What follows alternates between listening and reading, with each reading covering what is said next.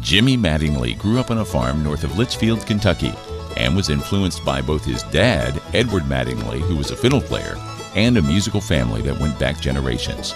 Every weekend was a jam session around the Mattingly household.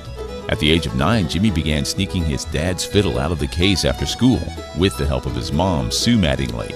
He wanted to see what he could figure out on this instrument Dad played so frequently. He would ask his dad to play for him, and he soaked up some things to try the following day. After a couple of months of this, Jimmy's mom told his dad he might want to listen to Jimmy play the fiddle. Much to Ed's surprise, Jimmy had figured out quite a bit. Jimmy soon got his own fiddle and found his lifelong passion. In the rural county of Grayson County, Kentucky, was the beginning of a very successful orchestral program that was started as Jimmy entered the 6th grade. The orchestra was directed by Jesse Haycraft. Jimmy says he owes so much to Mr. Haycraft. It was a very successful program and spawned many successful fiddlers. During his time in the Grayson County Youth Orchestra, Jimmy received 12 Superior Medals as a classical violinist. During this time, Jimmy also became a very successful contest fiddler, winning 4 Kentucky State Championships, 4 Tennessee State Championships, and the 1981 Grand Masters Invitational National Fiddle Championship. Jimmy earned an appearance on the Grand Ole Opry as a guest of country music legend Roy Acuff at the age of 18 after winning the Grand Masters. The following week, after winning the Grand Masters, Jimmy was asked to join the all-star bluegrass band Spectrum. Spectrum was a rounder recording artist consisting of Bela Fleck, Jimmy Goudreau, Glenn Lawson, and Mark Schatz. He recorded 2 albums with Spectrum before the band disbanded. After the disbanding of Spectrum, Jimmy landed a house band gig in Louisville, Kentucky with Oklahoma native and 70s hit country artist Mike Lunsford. In 1984, Jimmy was asked to join chart-topping vocal group The Forrester Sisters as the fiddle player and utility person. The Forrester Sisters were opening shows for many giants in the country music world, such as Ricky Skaggs, the Oak Ridge Boys, Kenny Rogers, Lee Greenwood, and Randy Travis. After almost 5 years, in early 1989, Jimmy left to do a single promotional tour with Steve Wariner. The song Where Did I Go Wrong was out, and Steve needed a fiddle player for a few months. After accepting the job with Steve, the door was opened for Gary Smith, husband at the time of Christy Forrester of the Forrester Sisters, to offer Jimmy the prestigious job with Dolly Parton's Mighty Fine Band. This was a huge opportunity for Jimmy. The band would be touring and recording all of Dolly's albums for the next 5 years. After the 5 years were completed, Jimmy went on to record Dolly's Heart Songs album with an all-star cast of musicians. In late 1984, Jimmy had been recording on several contemporary Christian records and became acquainted with Susan Ashton. Jimmy recorded and toured with Susan. In the fall of 1994, Jimmy was asked to play in Susan's band opening for the Garth Brooks European leg of his tour. It was an amazing opportunity for all. During the tour, Jimmy met Garth and his crew. He was impressed with Garth and everybody on his team. Jimmy says Garth and his crew made everyone feel like part of their family. The following spring, during the recording of Garth Brooks' Fresh Horses album, Jimmy was asked to come in and play on the track Fever. It was an opportunity that would change his life and lead him to being a part of one of the most successful tours of all time. Jimmy felt like he found his home and toured with Garth all through the late 1990s. He was part of the record-breaking Live in Central Park show, the Ireland and Back show, as well as, at the time, a record-breaking arena tour, later to be broken by Brooks himself. Jimmy played fiddle on the recording of Wrapped Up in You, as well as joining Garth and cast for the video. Jimmy was honored to get the occasional nod to record with Garth, but the full-time slot belonged to the 2023 Hall of Fame honoree, Rob Hajacos, who played on Garth's recordings from the beginning.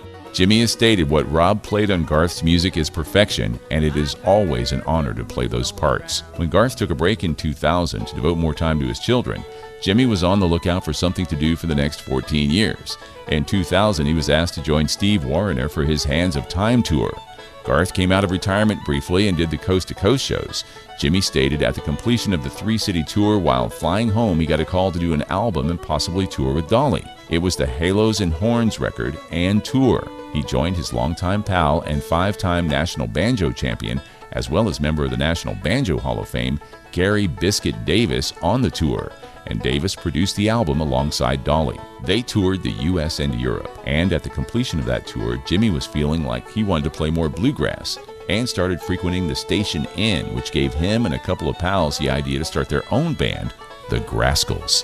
After hearing a couple of songs, Ken Irwin, co-founder of Rounder Records, signed the band to a multi-album deal. After hearing of this, Dolly called upon the Grascals to record and join her for a tour. For the next couple of years, they toured the U.S.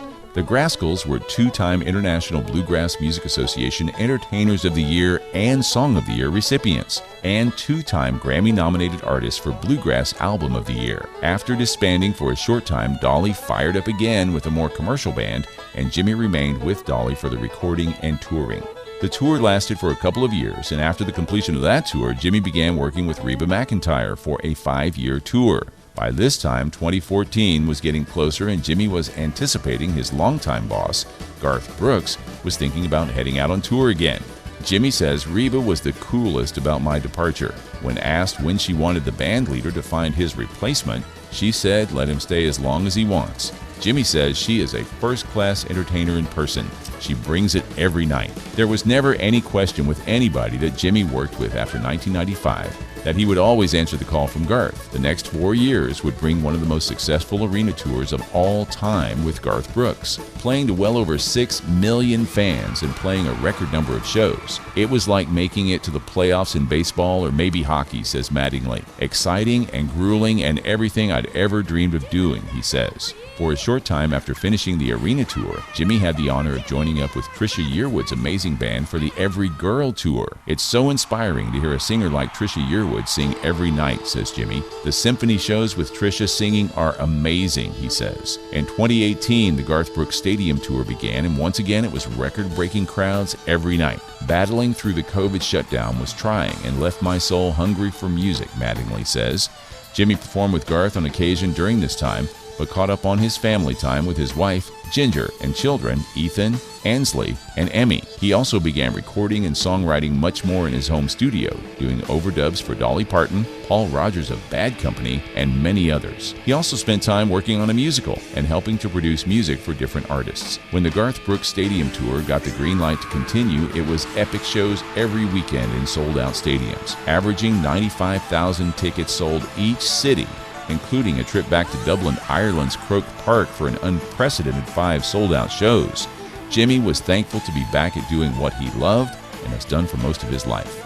Mattingly is thankful to still be touring with longtime boss Garth Brooks and Trisha Yearwood, and is grateful for every moment. Jimmy says it has been an incredible blessing that God has led me down the road I'm on. The music, the incredible artists I've been able to watch and work with, the amazingly gifted musicians I've been able to share the stage and studio with, the many friends that I've made that inspire me musically and personally. I have such a supportive family and an incredible wife that holds the fort down and has taken awesome care of our kids when things have gotten a little crazy at times. In Jimmy's words, he says, I'm grateful to everyone who's hired me and trusted in me to give them my best every moment. Living in a small trailer with my mom and dad and 4 kids with no running water when I was growing up has helped me to appreciate more the blessings that God has given me. I do believe all this was His plan for me, and for that, I can't be thankful enough. And in 2023, Jimmy Mattingly was inducted into the National Fiddler Hall of Fame.